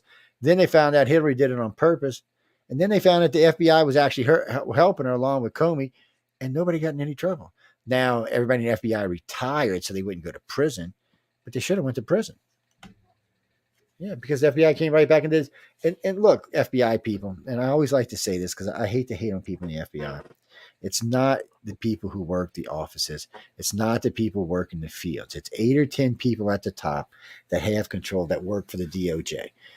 That's what the problem is. It's not your everyday FBI agent. He or she is just doing her damn job like everybody else on the planet. They're there to help and save and keep America safe. It's unfortunately that they've been, well, politicized. It is. Now that would be a good book. Politicalization. No, better not go there either. Damn. It's called a history book. Yeah, I'm trying to get Sean bumped off. Well, I'm talking about a correct history book, not a fake history book. Yeah. I mean, it's just the history. That's all. You just have to tell the truth, and you wouldn't need to write fiction. Well, it's like, no, some of us would make good movies, but not until these players are all dead. Mm-hmm. Yeah, no people. Well, I know Bohemian Grove is in California. I don't remember where. And it's up in kind of north of Sausalito, kind of North Bay. And it's not men only anymore, from what I hear. I never want to go there. I don't want to spy on them. I don't care what they do there, as long as there's no baby children involved. I don't care what they do, and I don't want to know. These are the elite that go hide themselves in the wood for 2 weeks with nobody around but servants. No, I don't want to know what goes on there. That's like Epstein Island on steroid. I just don't want to know. As a journalist, I should, but as somebody who wants to live longer, no. Let me put it this way. I cannot even tell you how many reporters poking around that place, especially in the early days, who just disappeared. They found one, he slipped down off the mountain and was crumbled. They found one eaten by a bear. But the funny part was it looked like he'd been hacked up and fed to the bear. No, people. You don't met. These are the most rich and most powerful people, not just in our country, but in the world. You just don't mess with these kind of people. No, because they have the means to make you disappear and nobody will care. I'm just warning you. That's all I'm saying. You want to go out there and poke around? Go ahead. It's like poking the bear. Go ahead. I'm not poking the bear. I'll poke the alien, mind you, but I ain't poking a bear. And because I'm more likely to die from someone in my own government than from an extraterrestrial. Let's just be honest about it. Mm-hmm. I've been warned more than once, people. I've been warned. I have never been flagged on. I've been sanctioned on politics, but I've never been flagged on politics. Sanction just means that I got really close to breaching my Class 10 security clearance. That's all. talking about things like EMP shield. And they got really nasty one day because I said that the F-14, the F-18 had EMP shield. I told them I wasn't going to stop talking about it because I knew the Russians and Chinese knew about it. So why bother? I said, if they find it out from me, y'all some sad SOBs. But there's other things I've said that, talk about. What bothers me is I have been in the service in almost 40 years. And still a lot of the stuff I was involved with is still classified. Things, and the really best part about it is the Nimitz is being scrapped and it's still classified. So, because we were talking about Old Salty, which is the reactor room, which is the reactor. Mm-hmm. And we got flagged on that. You can't talk about that, Joe. I'm like, dude, the reactor's 30 years old. No, you can't talk about that. You can't talk about how spin cycles work or any of that. I'm like, no problem. And whoever wrote that, no, I was not a physicist. I was advanced avionics electronics. I got promoted to lieutenant while I was in. I started as enlisted, and got a field commission to lieutenant. Well, actually, I got lieutenant JG first. Mm-hmm. I don't know, because generally you got to go through a bunch of BS to go from rank to rank to rank to rank to rank to rank. And the higher the rank, the harder it is to be. You got to go in front of boards and all kind of stuff, answer questions. You got to really have your shit together if you want to go way up in the chain. I never was planning on being an officer. I planned on being a grunt. I liked being the grunt. I had fun. And then they made me have to be responsible. That's like, this is bullshit. Who wants to be responsible, man? How come I was 18? Come on. Give me a break. It's hard enough to be responsible for yourself. And I know. Then you have 16 knuckleheads doing all sorts of crazy stuff that you're responsible for. It's so strange because so many of the guys I met when I was on duty, after a year or two, when they went home to see their girlfriend or their loved ones, they all pretty much said the same. It didn't feel the same. It was almost like they outgrew them. Because you do grow up. I mean, these are dangerous jobs. Your things become really safe. I mean, you can still be stupid and crazy when you're off duty, but when you're on duty, things can really get hairy really fast.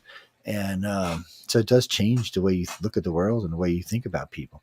I know when I came back and met my girlfriend, I was kind of like, she just seemed smaller, I guess. It's hard to explain, and we tried for about a year, but it just wasn't going to work. She was still the same person she was when I left. I just wasn't. She was still the goofy girl I dated, but I wasn't. I was somebody else. That's just the way it is. 21 kids. Damn, Sean, 21 kids. God, dude, put a cork in it, man. I'm just saying. 21.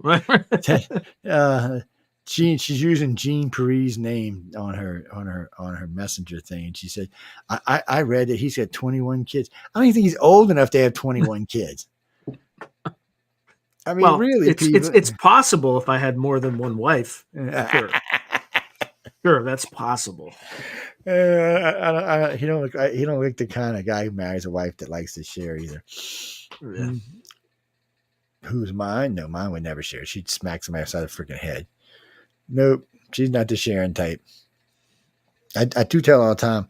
She said, "Nah," because I said, "Well, I'm old, but people offer to be my sugar mom for times." I said, "Well, they can afford us, baby." And when she means can they afford it, she means it for sure. She's not talking no chump change here. Oh man. No, actually, this is not the usual time for this show. It's 3 to 5. Well, I wanted to talk to Sean. I missed him on Wednesday, and I wanted to catch up with him tonight. I just hadn't seen him right. And we're going to have him back. Does he has you next Wednesday or the Wednesday after? He hasn't arranged it yet, but we'll figure it out. We'll figure it out. I want some of that stuff he's smoking out there in Cali, man. Damn. Cali, what are you talking? Look, people, I don't want to look. You want me to tell y'all something?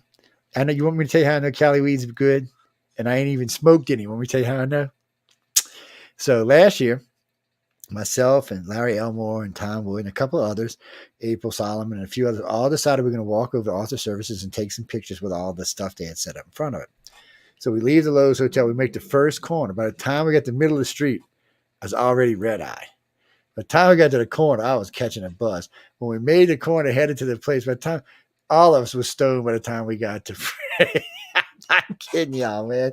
There's so many people smoking so much dope in Hollywood that it's not even funny. I mean, no, I have nothing against it. I'm not anti any of that. It was just kind of funny because one of the guys with us, he wanted to go get some edibles because he never tried them before. And I was like, dude, be careful with them edibles. Everybody makes the same mistake. Oh, they eat one. Oh, I ain't got no buzz. They eat another one. Oh, I got a little buzz. They eat another. All of a sudden, they're like, wow.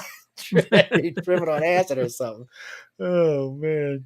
I'm just warning y'all people. I don't know nothing about any of that stuff. I'm an angel. Oh, no.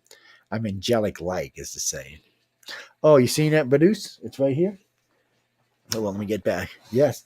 You can only see that if you're on Roku and you have high def 4K TV. There is a little. Here, let me show y'all. Nobody's going to believe me, see? It's right there. It's this little eyeball. And it's right there. And since you wrote that and showed me that, I'm going to give you your boy's lightsaber tonight. So send me your information to my iCard email address. ICA@cox.net. You'll get, I keep wanting to say Kylo Ren, but you'll get Obi-Wan Kenobi's lightsaber. Mm-hmm. Send the information. I'll send it to Mark, and you'll probably have it to you within a week. It'll be there before Christmas, yeah.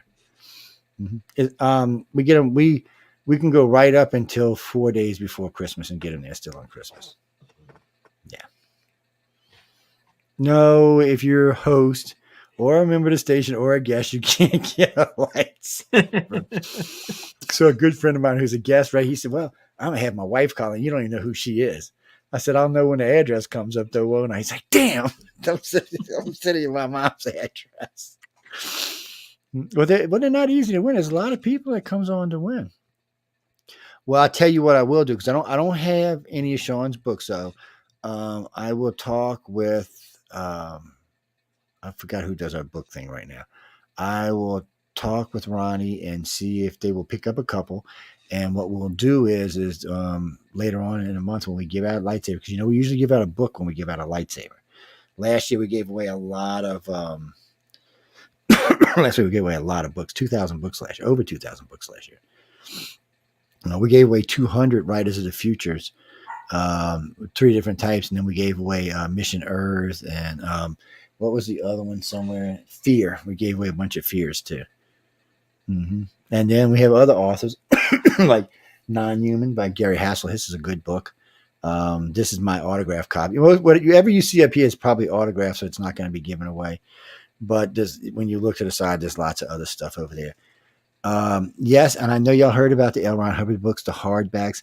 That's for a show that John and I are doing in the near future. Maybe after I get the whole set, and maybe after the show's finished, I might give them off or I might auction them off. And on another side note, we're going to have a contest here probably after Christmas. We're going to bring on 4 of the top dragon illustrators, including the guy who illustrates for Dungeons and Dragons on against 4 students who won with dragons in the last 2 years and see who's actually the dragon master. Denise, Larry Elmore is the one who does the dragons for Dungeon and Dragon. Yes, he is. He's quite famous, actually. And he is a character and a half. I love to. Man, I have to get him on when Sean's on with me. We'll all get put in jail, probably. He was an armor too. He was stationed at Fort Knox. Oh, was he? I didn't know that. Oh, yeah, he did. So. I remember telling. No, you're right. I remember telling about Fort Knox. When you said Fort Knox, I remembered it. Yeah, he used to draw. He used to draw all the. They used to call it Tassi. I don't know what that means anymore, but he, he would do a lot of the illustrations for the army, for different weapon systems. Like, yeah. Well, y'all can just look him up, guys. He's talented. Yeah, he's. But no, it's something we're going to be doing in the near future. We'll probably donate to St. Jude or something.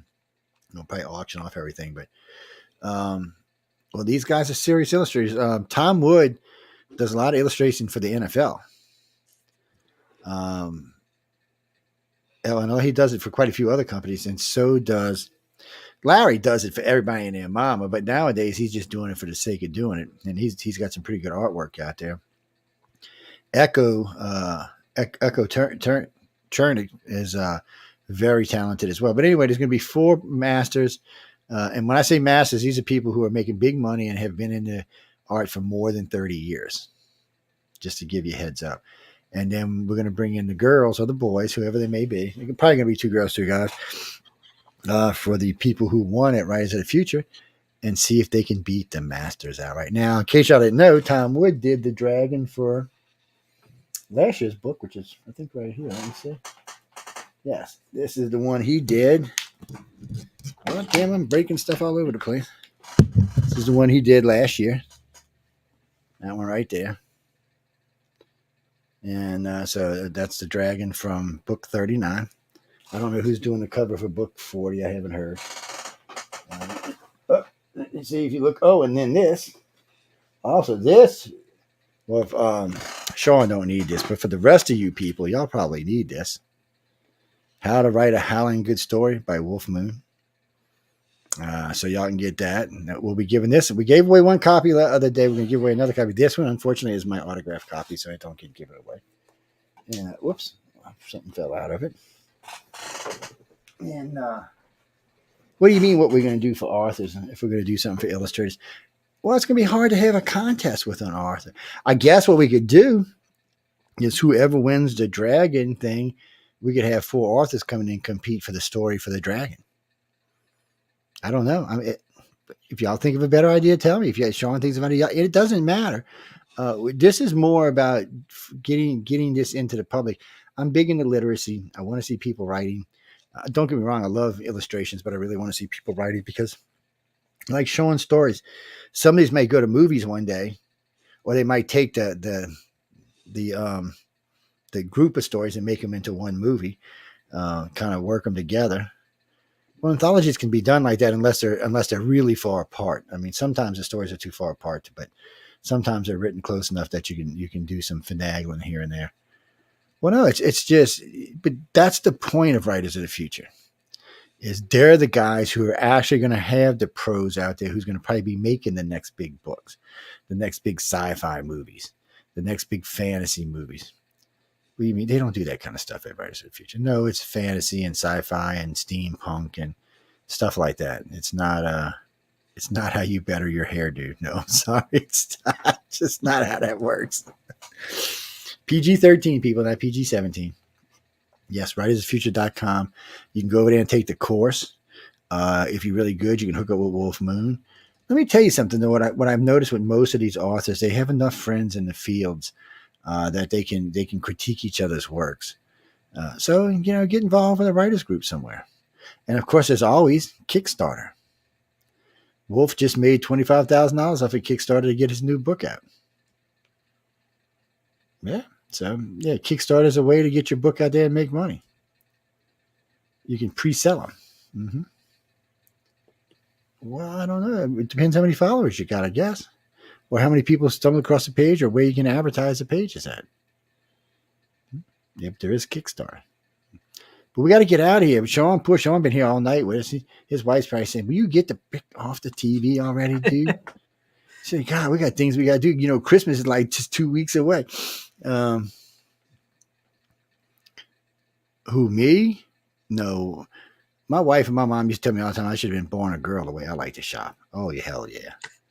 If I got money, I like to shop. Psh, I'm detrimental when I get big money in the bank. Yeah. Right now I'm poor, so contractor. Sometimes I have a lot of money, sometimes I don't. It just depends. Mm-hmm. COVID and Joe Biden have cost me almost $225,000 out of my savings. Yeah. Yeah. Well, when that's all you got in your savings, it's kind of rough. It's just nobody wants to do any work. It's tight. Everybody's cranky and everybody's worried we're going to get into a big war. Nothing seems to be moving. But then every time I hear Joe Biden on it, economy's the best it's been in 100 years. I'm like, what country do we live in? Different countries, man. Come on. I mean, just the other day I was bitching because eggs were $3.34. I'm like, eggs. So, since I live in a country, I went to weigh eggs at 99 cents, but still. Gas down here finally dropped down to about $2.29. And then Joe Biden was touting that. Well, you know what it was when Donald Trump was president, guys? It was $1.19 down here. $1.19. Eggs were 99 cents. Bread was $1.50, and milk was $1.50. That's all doubled or tripled since the white boy got in office. Well, y'all used to call Donald the orange guy, so I'm calling Joe the white guy. I'm just saying. Anyway, we got to go. Sean, tell them any good parting words, where they can find you, how you love them, how they love you. Yeah, so check out my YouTube channel. It's called Through a Glass Darkly with Sean. Where I cover where the paranormal meets military science fiction and fact. You can find my 3 anthologies. So there's Weird World War III, Weird World War IV, and Weird World War China on Amazon or anywhere else books are sold. And then I have my website is www.seanpatrickhazlett.com. So get over there and visit him. Well, no, we're going to have this is a new show, so we don't know what kind of attention we're getting out of this show. But he'll be on with me on Wednesday, which is a much larger show. No, I'll let y'all know. It might be this Wednesday, maybe it'll be one of these Wednesdays, okay? That's between him and Carmen. They do that stuff. Well, no, y'all don't know who Carmen is, so don't even worry about it. And I couldn't explain y'all who Carmen is. But Carmen is a friend who does. He works for Writers of the Future, or got one of them over there, and he does guest acquisitions and promotions and stuff like that for them and for us. Yes, Carmen's great. Great. John Goodwin allows me to borrow him, basically. Yeah, John's a good friend of mine. John and I get along great. Nah, John's fun. He's never had to deal with anybody like me either. He's probably like, God, this guy's getting nuts, man. You can tell when I show up at Writers of the Future because the whole crowd changes, man. I tear everybody's ass up. Because everybody treats me great. I noticed now when I see them, I've actually missed them the last 2 years. So that they're really good people. Y'all can say whatever you want to say about people, but they're always treating me really well. They've never asked me to do anything I didn't want to do or get involved in anything I didn't want to do. And they're very professional with all the winners and the judges. Because I get class. Yeah. First class operation. First class. Mm-hmm. Well, no, they for Books a Millions and for Barnes and Nobles, I think it's 500 signed copies they each buy at the beginning. They actually buy more than that, but I think that's what they sent them in the beginning is 500 signed copies to sell. Plus, well, yeah, because they're interested. The books are good. They're fun. Actually, these books are really good, right, for the holidays. These are perfect books for the holidays because the stories are non-offensive. It's a good time to be reading them. You can sit down and enjoy the book. There's 12, well, actually sometimes more than 12 stories in a book. There might be 14. Or you can buy the set like behind me. It's $125. It's normally $180. You get, if you buy it through our website, you save $60. Yeah. Yeah, so go buy it. What's funny about it, if you want, you can buy it and just give you each, get rid of the box and give everybody else of course the box is cute, but you just give everybody a book. What do you mean? Can I get you discounts? No, what did I just tell you? Saving $60. I just got you a discount. What the hell are you talking about? Get you a discount. Oh man. Y'all better buy some. Maliva's gonna hurt me when she sees me, man. She's tough. But we gotta go, guys. We're already late. We had to make a little time because we started late, but we're gonna get out of here. Y'all be sure to go check out Sean's work, see what he's up to. We'll be back. We'll have him back soon. We'll be talking a little bit more in depth about some other stuff. Well, tonight was just perusing. I hadn't seen him in a while. I like hanging out. He's fun to chat with. He's almost as crazy as I am. If I ever get Chris and him and I together, we'll end up in jail for sure. Yeah, for sure. Somebody's wife will have to come bail us out. Oh, what's that, Stephanie? No, really, no.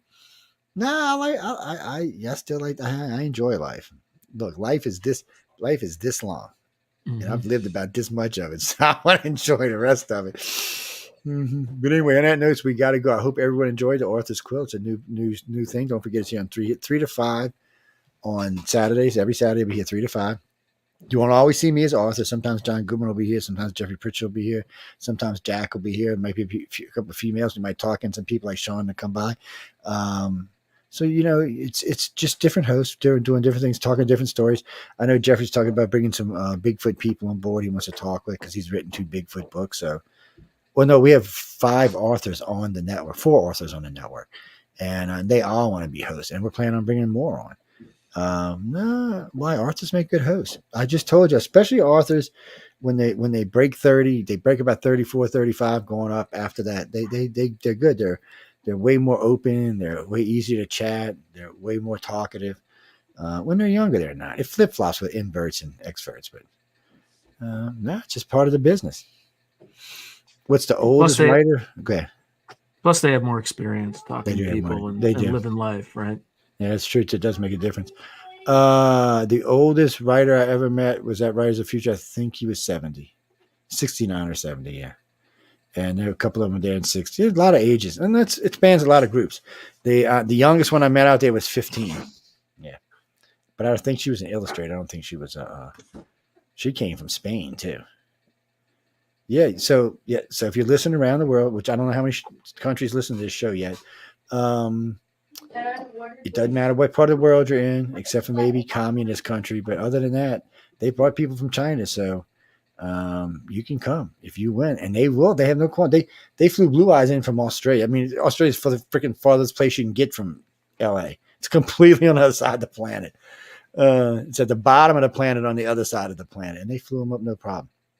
And they even helped to get your family up to come see you. So it's a different. It's just different. But anyway, on that note, we got to go and thank everyone for tuning in to United Public Radio and the Authors Quill. Any moans, groans, bitches, and complaint, write to Michelle DeRoche because that's her headache, not mine. You mean if you're gonna bitch about me? Yeah, still write to Michelle. She's the boss. I keep telling you, I'm the owner. She the boss. That's how that works. She's in charge of everything on this network. I'm just here to work. Yeah, I am.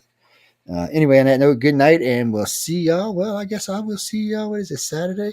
I will see y'all Wednesday. So stay tuned to see who's the craziest person on the network. Good night, everybody. Oh, wait, let me see. Oh, Lordy.